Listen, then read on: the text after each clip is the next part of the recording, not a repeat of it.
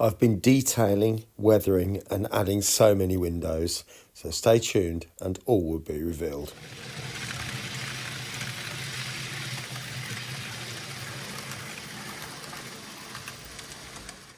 Well, good morning everyone and welcome back to Piccadilly. Now the building doesn't seem to be a lot different to what it was when you last saw it, except now I've gone ahead and put in lintels above every window and door, and you can make out window sills as well.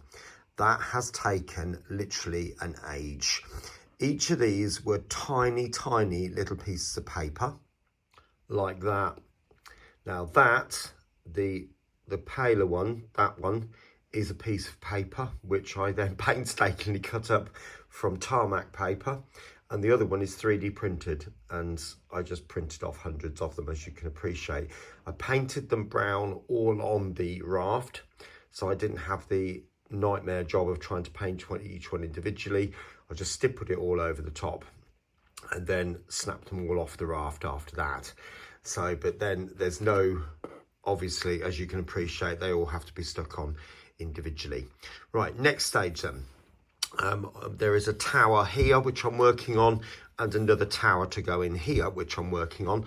So once I've got those done, and I'll show you that in a bit, I think it's to start re-varnish the building on the outside. I've already done inside and outside, so re-varnish the building ready for weathering, and I think it would probably be better to do that before I start putting the windows in. Okay, catch you shortly. Right, just thought I'd show you this. Everybody's got their own varnish, their own favourite varnish. This is what I'm using at the moment. It comes in, this was ½ a litre, as you can pretty much see there, and it comes in a full litre as well. And to be honest with you, I wish I'd have bought the bigger one now, to be honest, because it was only £2 or £3 more. But I didn't think I'd need it. But I don't know whether you can make out that I'm actually more than halfway through this bottle. So you can understand my kind of regret there, can't you? So the next one I buy will be a much bigger one. Prior to that, I was using the Ronseal one, but this worked out considerably cheaper. This is what artists use when they've finished the painting and they want to seal it. So this is, I thought it was pretty good for model making too. It seems to be pretty good. It seems to be fairly waterproof, or as much as a varnish can be anyway. So I will get the building done with that, and I'll show you the weathering shortly. Right, welcome back.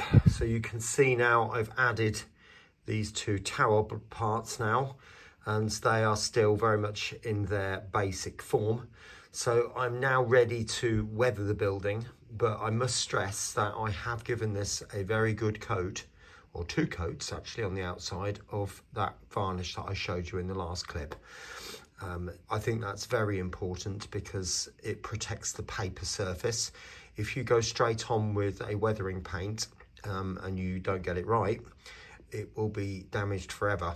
Whereas if you put a surface on it, you could stand a chance of getting it off and starting again, which I think is always a wise move. And not only that, it protects the card from moisture in the air and help stop it from warping. There's never any guarantees, but it will certainly help it. Now, looking at the brickwork there, I think that brickwork is a tiny little bit dark. So I'm going to lighten it up a little bit, not much, but just a tiny little bit. And to do that, as you can see here, I've put a splash of water, a splash of isopropyl alcohol, and a splash of washing up liquid, along with some pale grey and white paint. And the white paint I've used is high viscosity. So in other words, there's a lot of pigment in it. So I'm hoping that as I do this, it should pale it up a bit. Now I'm going to go in both directions, so I'm not doing it all in one direction. So I don't want to see any brush strokes. But the idea is to pale it up, to make it look a little bit more what I think is the right colour from what I was seeing on the website. So I will just go over that, going that way, and then that way, and then the other way again, and so on, and so on, and so on, until I get it reasonably even, and then we'll weather it on the next clip. Okay, so you can see the difference between that and that now, can't you? Right, I'll get that done and I'll come back to the weathering shortly. Right, welcome back. So you may or may not be able to tell the difference. It is a lot paler. Now, the image I've got here is clearly a lot more washed out. I think the colour I've got there is a lot better from what I've seen from many photos. But what I've got to do now is to start thinking about the weathering. So you can see there's like a pale patch coming down here, along here, up that bit there, and so on. And this bottom section is quite a bit whiter. And obviously we've got this bit here, which is just part of an old wall, an interior wall. And I think there must have been another area or room which was part of the original, and I'm thinking that this part here, with this part of the wall, was probably one of the original walls. Maybe there's a bit of a courtyard in that section as well. So that's what I'm going to do. I've literally just fitted these inserts. These are the cutouts from the window section, so I've literally just cut it down a bit, put it back in to create a square, and then obviously I'll use some of the window frames that I've already got, cut a bit off and just put it in. So that's currently drying. I've glued it and I've varnished it both sides. So obviously I can't do that bit at the moment. But what I am going to do is to start thinking about the area down here. So I'm not going to do a lot on cam, but you'll get a flavour of the type of thing I've got. So I'll put some more white in that pot. Got some bit there, and I'm just going to take the slightest hint. And as I said, it's a bit more white coming down there, so more like that. Literally just dabbing it on, and so on, like that. And then it comes across the bottom, and then sort of up that one, and sort of across there, and so on. You can see what I'm doing there. I'm literally just looking at what I see and just kind of copying it really, and using dabbing action to sort of create the effect. Hopefully a bit like that, if that makes sense. Okay, I'm not happy with it yet, but it still needs a bit of work, but you get the idea. Okay, I'll catch you shortly when I've done a bit more.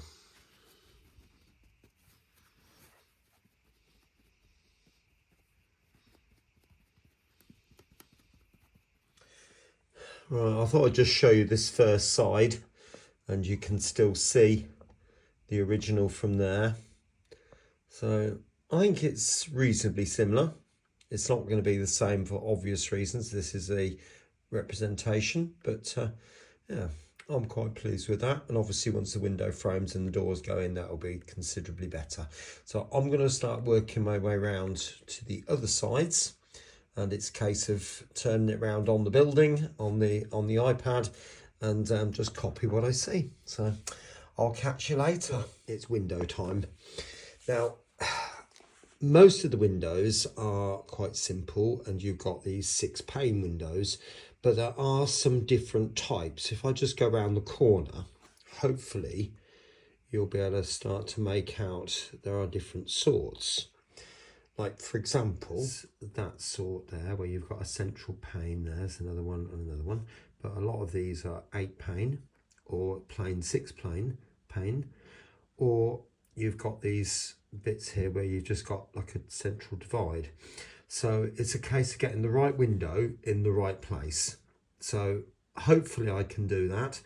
But I will just literally just go through each one. I've 3D printed quite a lot, as you can appreciate, and I'll start adding them. Right, welcome back. I started fitting these and then realised I hadn't actually turned the camera on, but never mind. So what I'm going to do then, first of all, is take some glue and literally just put that around the outside of the window frame. And on the other side, so it's all 4 sides, kind of like that. And then take my window and literally just slide it in.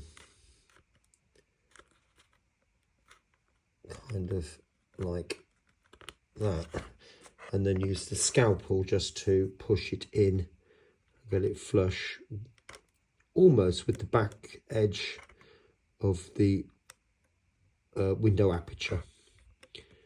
Certainly so it's not looking, oh, it's gone a bit too far now. It's okay, I can soon push it back.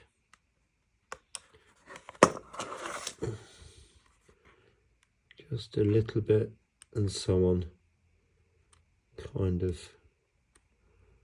I'm not worried if they're not absolutely perfect, because it's an old Victorian mill, or it was, as you can appreciate. And as good as the engineering was, it's not perfect. If you look carefully at the windows, you might be able to make out there is a dark green window frame running all the way around. Not all of them, but certainly a lot of them. And hopefully you can see that much more clearly now. And that's what I'm trying to do, is replicate that. And that's why I need to look at this, because not every window has got them. It looks like there's one there, or those ones there don't. So obviously it's a case of looking at the pictures and working out which is which and what is what, etc, etc, etc. So let's have a go at putting one of those in, which will be a very similar process, if I'm honest. So these will cut 2.2 millimeters wide by 0.2 millimeters wide by 0.2 millimeters deep. And then I've just picked up the window frame with the gluey brush, if you like, and that's a case of manipulating it into position.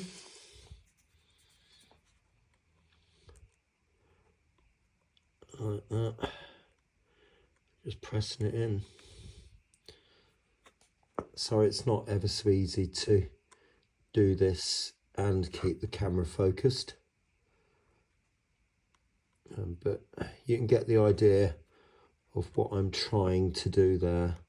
So hopefully, I think it's gone in nicely now.